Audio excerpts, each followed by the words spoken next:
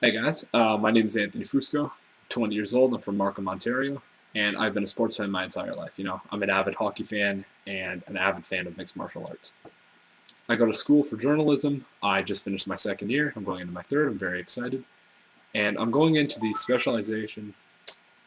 Well, that's awkward. That was my phone chiming, but you know what? I'm going to go ahead with this anyways. I wanted to go into broadcasting and one day into sportscasting, so I figured I'm going to try my hand and get comfortable in front of the camera and make a playoff video. And just to see, what it looks like, how I do, and mostly because I have a passion and I want to convey it to any hockey fan watching.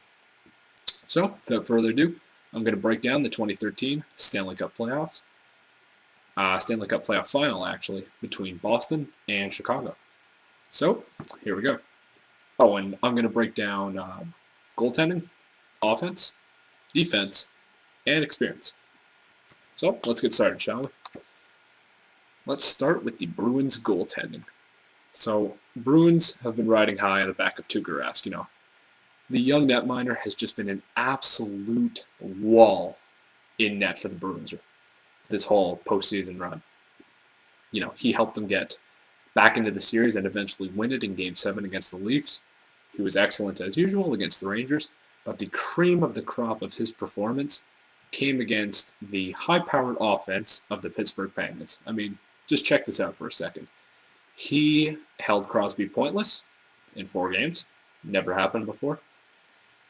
In the 4 games that they played, because Boston swept, he allowed exactly 2 goals, which is nothing short of miraculous against names like Crosby, Malkin, Letang, Jerome McGinley, James Neal. I mean, Dupuis, Kennedy. That's incredible that offense couldn't score more than 2 goals. And Tuukka Rask is a huge reason.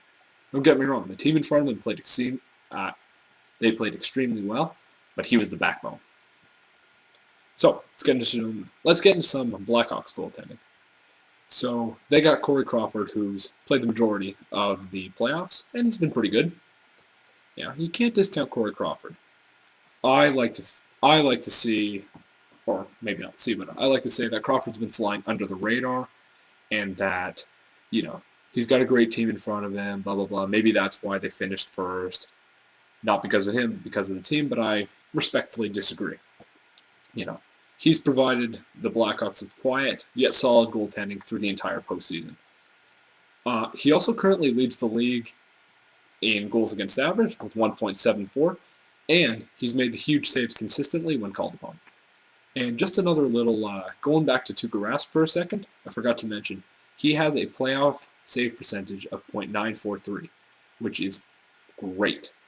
Now, check this out.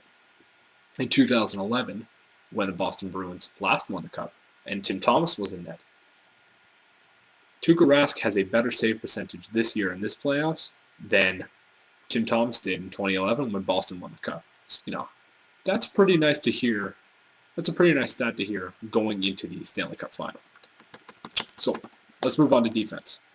So, Boston Bruins, pretty good defensive team, and they're led by the 6'9" monster hulking captain Zdeno Chara. I mean, what can't the guy do? He's great defensively. He uses his size to his advantage, and he has got a blistering slap shot. And you know what? He's put up a pretty cool 11 points this postseason, which is excellent. He's also a plus 12 in 16 games. So, along with Chara, they also have the Bruins also have very dependable blue liners. You got Andrew Ference, Johnny Boychuk, Dennis Seidenberg, Adam McQuaid, and don't forget rookie scoring sensation Torrey Krug, who, since he was called up, has been just amazing for the Bruins. I mean, he's exactly what they needed on the back end. Somebody who has great vision, great speed, excellent skating, and who's got a great shot. And you know what? He's used all those things, and he's become a story in these 2013 playoffs. So, let's move on to the Blackhawks. They're no slouch on defense either. I mean, you got Duncan Keith back there. You got Brent Seabrook, Johnny Oduya, Nicholas Yarmulson, Nick Leddy. You got some solid guys. Keith's got 11 points, and that ranks him first among the Hawk blue liners this season. And those Chicago Blackhawks blue liners are going to have to be great against the offense, which is where I'm going to transition to now. Offense of the Boston Bruins. I mean, they've been doing great on the back end, but oh boy, their offense has been fantastic. They're led by a great trio of David Krejci, Nathan Horton, and Milan Lucic. That line has been just probably the best in the playoffs. I mean, David Krejci's got 21 points in these playoffs. That's amazing. 21 points. Can you say playoff clutch player? David Krejci. Come on. And I mean, Horton and Lucic both have 17 and 13 respectively. They're right behind. That line can do it all. I mean, they're big. They're nasty. They can play defensively, and they can score. Great line to lead behind. And don't forget, they also have, you got the pest Brad Marchand, who gets under opponent's skin, but can also put up points. You got Tyler Seguin. You got Patrice Bergeron, who's dependable defensively, offensively. He scores points, two game winning goals. These 2013 playoffs. Toronto, Pittsburgh. He's been great. He can take faceoffs too.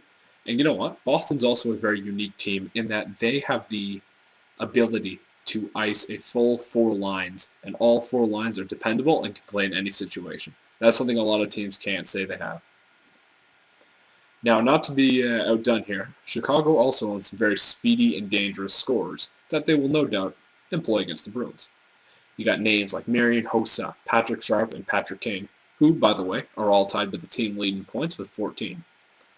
Don't forget about Captain Jonathan Toews. Although he's had a bit of an off playoffs, he currently sits at 9 points, and you know what? We know what Toews is capable of, and he'll probably come back and have a huge Stanley Cup final.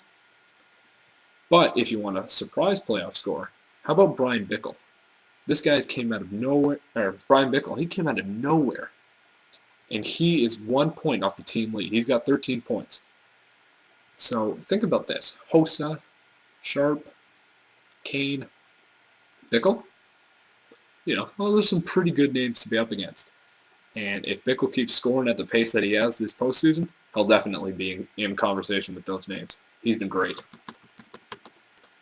Let's move on to experience. So both teams have won the Stanley Cup in recent years. The Bruins won it in 2011, and the Hawks a year before them, 2010. And both of these teams still have some guys that are on the roster that know how to win and that have been there for that cup winning. So the black and gold, the big bad Bruins, you got Captain Char, you got Bergeron, Lucic, Horton, Krejci, and many, many more. So many of them have experience. Tuukka Rask was the backup at that point, and Tuukka Rask has, I know he didn't play a lot in those playoffs, that was behind Tim Thomas, but having that experience and going to the Stanley Cup final and winning it, that's got to be great for Tuukka right now, and I'm going to say that's a big reason of why he's so calm and collected these 2013 playoffs. And don't forget that Boston went out and got Jaromir Jagr, who is a 2-time Cup winner. So that can only help. That's a veteran presence and a veteran leader. Not to be outdone, the Hawks also have some pretty quality players from their 2010 Cup run. You got names like Captain Jonathan Toews, Duncan Keith, Patrick Kane, who scored the overtime winner against Philadelphia. You got Brent Seabrook. You got Brian Bickle, the surprise playoff scorer. You got Patrick Sharp and Dave Bolland. That's a pretty good core. So, in short, both teams have some great goaltending. They got defensemen who can step up and make that huge offensive play or play tough defense and keep the opponents out. And they have a bevy of talented forwards who can change a game's momentum with a single shot.